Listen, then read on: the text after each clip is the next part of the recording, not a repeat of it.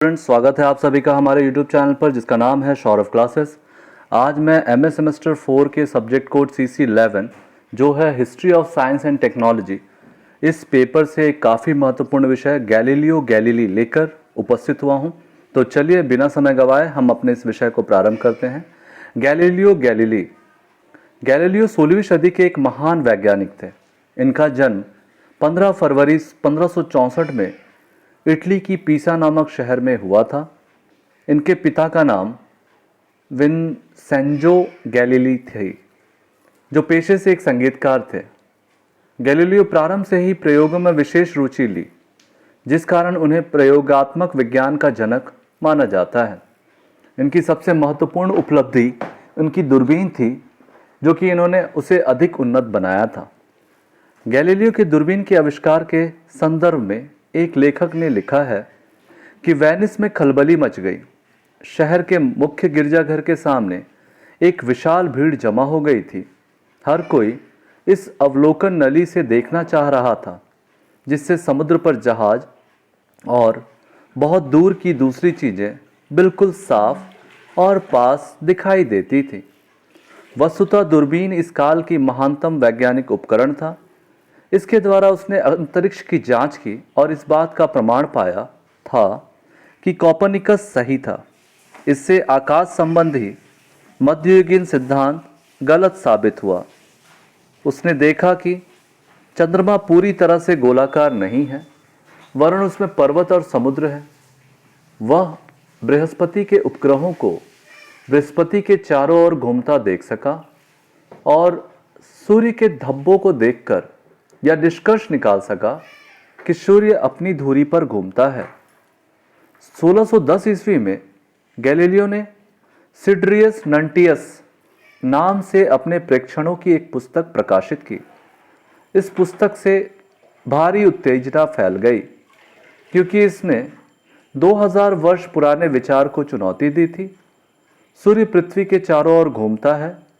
इसने सृष्टि से संबंधित इस विचार को भी चुनौती दी कि पृथ्वी पर रहने वाले मनुष्य को ईश्वर ने बनाया है, इसलिए सारे ब्रह्मांड द्वारा पृथ्वी की परिक्रमा स्वाभाविक रूप से विश्वसनीय थी।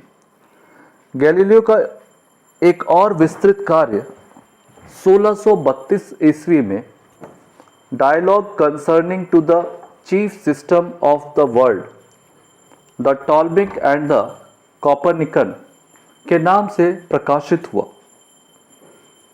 जिसमें उसने टॉलमी के ब्रह्मांड विज्ञान की आलोचना की थी और उसका मजाक उड़ाया था। गैलीलियो की इस चुनौती को नज़रअंदाज नहीं किया जा सका। पृथ्वी और ग्रहों की गति की खोज से संबंधित शैक्षणिक विचारों के अलावा और भी बहुत महत्व था। इन नए विचारों के कारण धर्म से गुथे सिद्धांतों की नींव ही हिल गई। गैलीलियो ने भौतिक विज्ञान के क्षेत्र में भी अनेक तथ्यों का पता लगाया। पहले यूरोप के लोगों का विश्वास था कि वस्तु बोझ में 100 गुना होगी, वह 100 गुने वेग से नीचे गिरेगी, किंतु गैलीलियो ने परीक्षण द्वारा इस विश्वास को असत्य सिद्ध किया। उसने यह सिद्धांत प्रतिपादित किया कि गिरते हुए पिंडों की गति उनके भार पर नहीं, अपितु उनकी दूरी पर निर्भर करती है जहां से वे गिरते हैं। इससे अरस्तु के सिद्धांत का भी खंडन हुआ। इस प्रकार गैलीलियो ने प्रयोग की पद्धति के द्वारा कई मान्य विचारों को चुनौती दी। यही प्रयोग किसी हद तक आधुनिक विज्ञान के प्रारंभिक प्रयोग थे। विद्वान लेखक अलेक्जेंडर कायरे के अनुसार वैज्ञानिक क्रांति का श्रेय काफी हद तक केवल स्वयं गैलीलियो को ही जाता है। इन नए सिद्धांतों को प्रकाश में लाने के कारण अब गैलीलियो के सिद्धांत का चर्च के साथ संघर्ष होना स्वाभाविक था। गैलीलियो स्वयं धार्मिक प्रवृत्ति के थे, परंतु पुरानी धार्मिक मान्यताओं को विवेकशीलता और प्रयोगों के माध्यम से सिद्ध करना चाहते थे। लेकिन जैसे ही गैलीलियो ने अपने सिद्धांत सार्वजनिक किया, तो चर्च ने इसे अपनी अवज्ञा माना और इस अवज्ञा के लिए गैलीलियो को चर्च की ओर से कारावास की सज़ा सुनाई। सामाजिक और धार्मिक प्रताड़ना के चलते पूर्व में मान्यताओं और विश्वासों के विपरीत प्रतिपादित सिद्धांतों के साथ वे अधिक दिनों तक खड़े नहीं रह सके। वर्ष 1633 में 70 वर्षीय वृद्ध गैलीलियो पर चर्च की ओर से यह आदेश दिया गया कि वे सार्वजनिक तौर पर माफ़ी मांगते हुए यह कहें कि धार्मिक मान्यताओं के विरुद्ध दिए गए उनके सिद्धांत उनके जीवन की सबसे बड़ी भूल थी जिसके लिए वे शर्मिंदा हैं।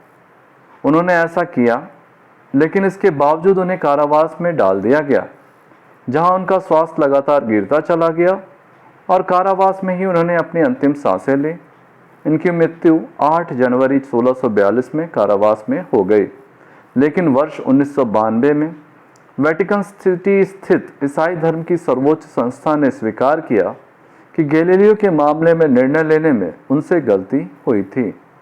इस प्रकार एक महान खगोल विज्ञानी, गणितज्ञ, भौतिकवेद एवं दार्शनिक गैलीलियो का संबंध में 1633 में जारी आदेश को अपनी ऐतिहासिक भूल स्वीकार करने में 350 साल से भी अधिक समय लगा। वर्ष 2009 को अंतर्राष्ट्रीय खगोलिकी वर्ष के रूप में मनाकर इस महान वैज्ञानिक को श्रद्धांजलि अर्पित कर अपनी भूल का प्रायश्चित करने का प्रयास किया गया। निष्कर्ष देखेंगे। इस प्रकार उपरोक्त अध्ययनों से यह स्पष्ट है कि गैलीलियो एक असाधारण प्रतिभा के धनी व्यक्ति थे।